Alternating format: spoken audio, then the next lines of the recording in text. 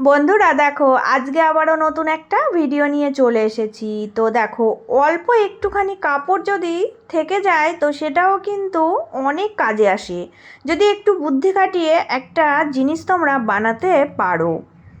আজকের ভিডিওতে তোমাদের দেখিয়ে দেব একদমই অল্প একটুখানি কাপড় দিয়ে কিভাবে কাজের জিনিস বানাতে পারবে। খুবই কাজে লাগবে এই জিনিসটা। আমার কাছে দেখো অল্প একটুখানি কাপড় রয়ে গেছে। ড্রেস বানানোর পরে এইরকম ছোটোখাটো কাপড়ের টুকরো থেকেই যায়, তো এই কাপড়টা দিয়েই হয়ে যাবে। এটা এইভাবে দেখো ভাঁজ করে নিচ্ছি, নিয়ে আমি সমান করে কেটে নিচ্ছি। নিচের সাইডটা দেখো, এই দিকটা আমি সমান করে কেটে দিচ্ছি। দিয়ে দেখো এইরকম লম্বা এই সাইডটা আমার মানে উপরের দিকটা একটু ছোট বড় আছে, তো এইভাবে রাখলাম। এবার ফিতে দিয়ে মেপে দেখছি, দেখো এখান থেকে কিন্তু 12 ইঞ্চি মতো এইটুকু আমার নিলেই হয়ে যাবে, কারণ এর থেকে একটু কম নিলেও হবে। এইটুকু আমার ভালো আছে, তাই আমি এইটুকু নিয়ে এই সোজা দিয়ে আবারও ওপরের বাড়তি অংশটা কেটে বাদ দিয়ে দিচ্ছি। তো চলো, এই কাপড়টা দিয়েই আজকে তোমাদের দেখিয়ে দেব। আর কিচ্ছু লাগবে না, শুধু এই কাপড়টা দিয়েই একটু বুদ্ধি খাটিয়ে দেখো কত কাজের জিনিস বানানো যায়। এবার দেখো, এই টুকরোটা আমি এইভাবে ভাঁজ দিয়েই কেটেছি, তো এইভাবে ভাঁজ দিয়ে নেব। নিয়ে এবার একটা দিক দেখো কি করব না, যে কোনো একটা তোমরা নেবে, মানে তোমাদের হাতের কাছে যদি কোনো ডিশ থাকে ছোট, তো এই ডিশটা এইভাবে বসিয়ে এইভাবে একটু দাগ দিয়ে নেবে রাউন্ড করে, তাহলে দুটো সাইড কিন্তু সুন্দরভাবে একটা রাউন্ড শেপ দেখো চলে আসবে। এইভাবে উপরের দিকটা তোমরা রাউন্ড দিয়ে কেটে নেবে। তোমরা হাত দিয়েও এই শেপটা দিয়ে কেটে নিতে পারো, তো আমি এখানে এই ডিশটাই ব্যবহার করলাম। দেখো সুন্দরভাবে আমার এটা রাউন্ড শেপ চলে আসলো। এবার তোমাদেরকে আমি দেখাচ্ছি এর মাপটা কিন্তু এই মানে দেখো 11.5 ইঞ্চি মতো এরকম হয়েছে, আর চওড়াটা 5 ইঞ্চি। এই 5 ইঞ্চি চওড়াটাই রাখবে, লম্বাটা একটু বাড়ানো কমানো করে নিতে পারবে। তো আমার কাছে এইটুকুই মাপ ছিল, এই মাপটা দিয়ে সুন্দরভাবে এটা আমি বানিয়ে নিতে পারবো।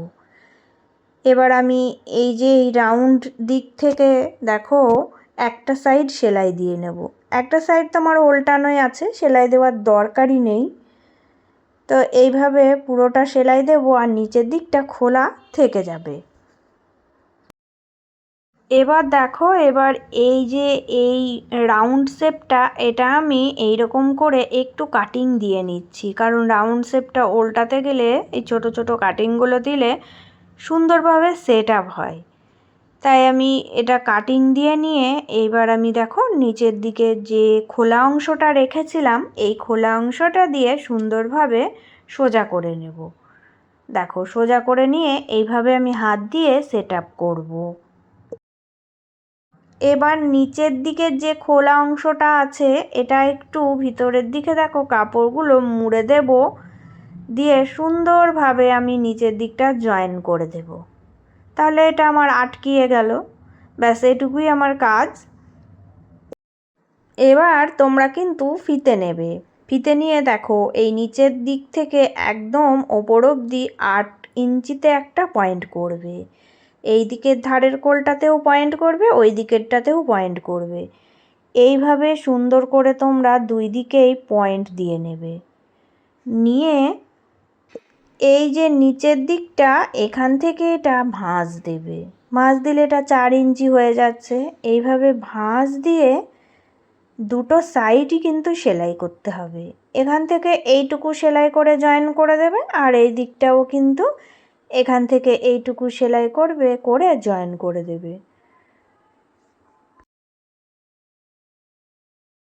তো দেখো এবার কিন্তু আমি এখানে দুটো টুকরো পট্টি কাপড় কেটে নিয়েছি। একদম বাঁকা বাঁকা করেই কিন্তু কাটবে। পট্টি যখনই জুড়বে তখনই কিন্তু বাঁকা বাঁকা করে কাটবে। তো দুটো বাঁকা লাইন ধরে দেখো এইভাবে আমি জয়েন করে দেব, কারণ লম্বায় আমার একটু বেশিই লাগবে, পুরোটা ছোট ছিল যেহেতু, তাই আমি এইভাবেই কাটলাম। তো এটা এবার বসাবো। দেখো এই যে এই ভিতরের এখান থেকে এইভাবে বসিয়ে আমি কিন্তু চারিদিকটা সেলাই দেব।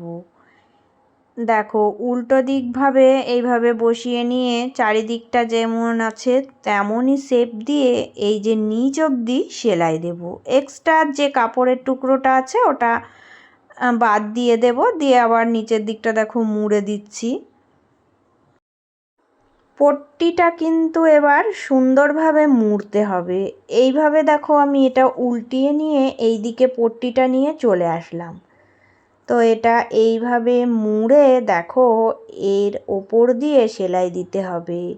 এখানেই কিন্তু সুন্দর ফিনিশিং আনতে গেলে আস্তে আস্তে সুন্দরভাবে ভিতরের দিকে এই পট্টিটা মুড়বে আর একটু একটু করে সেলাই দেবে, আর মেশিনের যে ছুঁচটা আছে ওটা ঘুরিয়ে ঘুরিয়ে সেলাইটা দেবে, তাহলে সুন্দরভাবে কিন্তু সেট আপ হবে।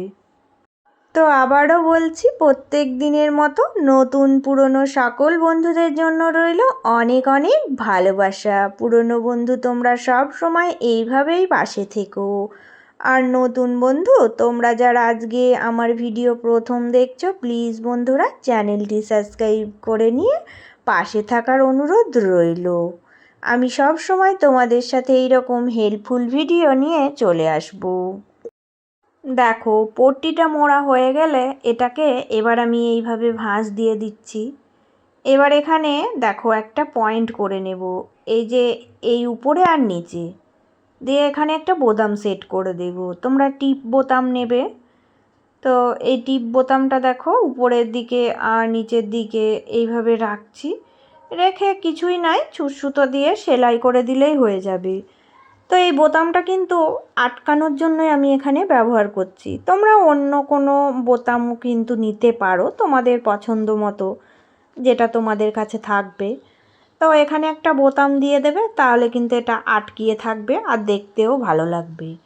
তো দেখো আমি এইভাবে করে দুটো পয়েন্ট ধরে দুটো বোতামই দেখো আমি আটকিয়ে নিলাম।